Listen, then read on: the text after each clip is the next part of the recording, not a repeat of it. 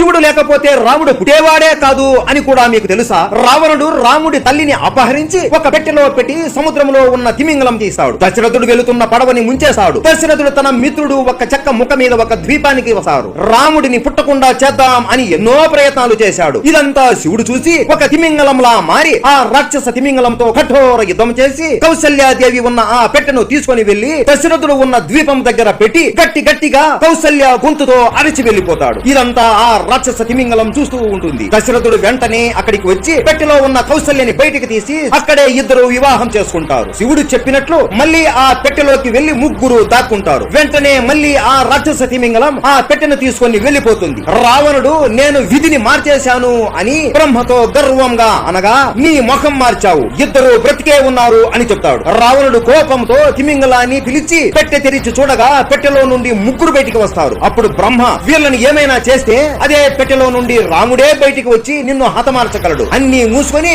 వీళ్ళని అయోధ్యలో వదిలేసిపో అని అంటాడు.